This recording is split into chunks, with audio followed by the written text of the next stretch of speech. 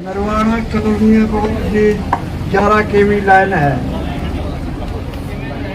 और उसका बनना सीम विंडो में भी दे दी और बिजली मंत्री ने भी दे दी।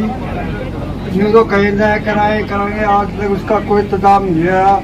वह कहते हैं बढ़ने पर पड़ेगा जो बिजली के भीड़ कटाई में तार सार में कहा वहाँ सर दीदी यूँ कहा मैं इसके ऊपर केबल चढ़ा दे, इतना में बड़े तंग सकता बाद बच्चे चढ़े हैं, हम भी चढ़ा हाँ, उसकी भी कोई गौर नहीं। इसका जी करवा दो जब कला को सपाट दुआ दो। सर अभी नहीं कंप्लेंट रहता मैं बोल रहा हूँ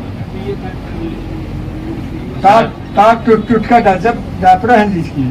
सर अभी इनकी ना कंप्लेंट सुनी हुई थी तो 33 की लैंड फिजिबिलिटी पास होगी है सर, तो जो 11 के भी 132 का इसका लोड शिफ्ट होगा सर तो उस पर चलाया जाएगा। उसके बाद जितने भी ये फीडर वहाँ शिफ्ट हो जाएंगे सर, 3 फीडर, तो इनके ऊपर से जो लाइनें जा रही हैं और जाएंगी सर।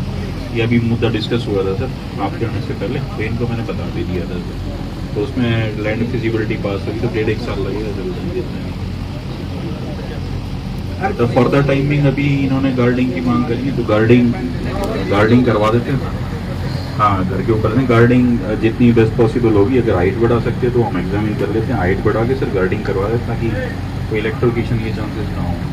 या कहीं फिजिबल होगा सर, कहीं ज़्यादा ही दिक्कत होगी, ज़्यादा ही क्लियरेंस कम ही है तो राइट ऑफ पे अवेलेबल होगा तो सर उसको बाहर करवा देंगे, साइड में करवा देंगे। लेकिन पहली गुजारिश तो आप लोगों से ये है कि जहाँ पर बिजली की लाइन बनी हुई है वहाँ पर उसके नीचे अपने मकान कोई छत्ता चौबारा कुछ मत बनाएं, उससे आप लोगों को ही खतरा है। खतरा हाँ, तो ये आप लोग बना लेते हो थोड़ा सा सारे उसके बाद परेशानी होती है।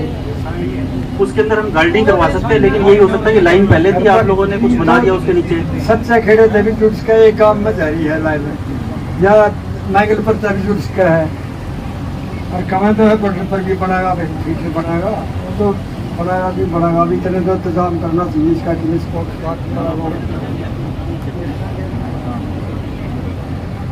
तो हमारी पॉलिसी यही है कि आप लोगों को पैसे जमा करवाने पड़ेंगे तभी लाइन हम शिफ्ट करवा सकते हैं, लेकिन आप लोगों की सेफ्टी के लिए हम उसके नीचे गार्डिंग करवा सकते हैं। इनसे तो जी साहब सर के जो खर्चा भी दिया था वह बेशक पे तो नहीं लाइन गरीबी से अपना काम भी चलाना मुश्किल हो रहे हैं। लेकिन इस तरह से हर कोई मकान नीचे बना लेगा, वो हम नहीं कर पाएंगे। जहाँ से लाइन जा रही है वहाँ से आप बिजली भी चलानी है, गाँव वालों को बिजली भी देनी है, तो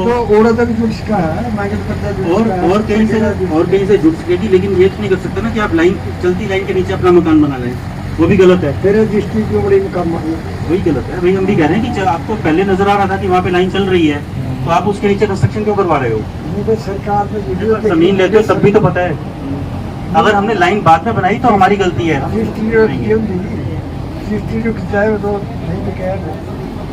हम बोल रहे हो उसकी गार्डिंग करवा देंगे ताकि आपकी सेफ्टी के लिए, लेकिन लाइन शिफ्ट नहीं हो पाएगी। लाइन शिफ्टिंग आपके खर्चे में ही होगी। ठीक है, खर्चा बता देंगे आपको। ठीक है जी, थैंक यू। सर एक उचाना एपी लाइन से घरेलू कनेक्शन दिए हुए हैं सर, और घरेलू कनेक्शन दिए हुए हैं तो कल रात को उचाना एपी का जो जंपर है ना सर वो उड़ गया। रात से परेशान है सर, कॉल कर करके थक चुके हैं। सुबह 8:30 बजे जंपर लगाया गया है और जो कि अभी कंफर्म नहीं है कि वो चलेगा नहीं चलेगा। रात की 10 बजे लाइट आएगी।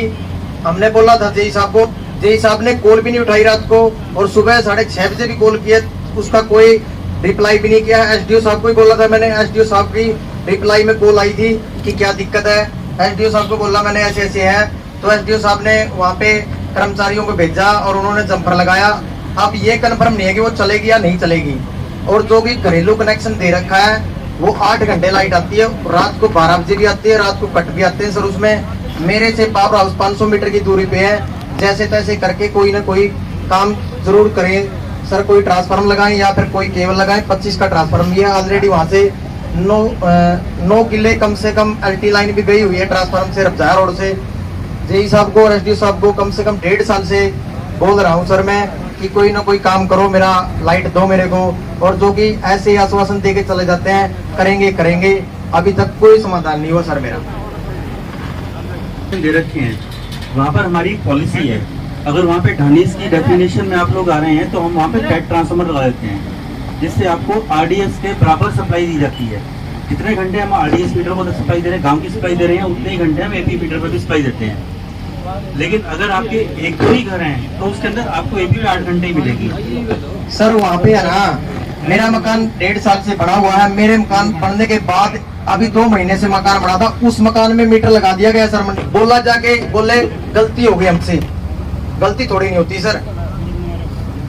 उस मकान में मंडी का मीटर लगाया इन्होंने ऑलरेडी सर, अभी पाट दिया उसका मीटर, अभी वो एपी पे लगा दिया सर।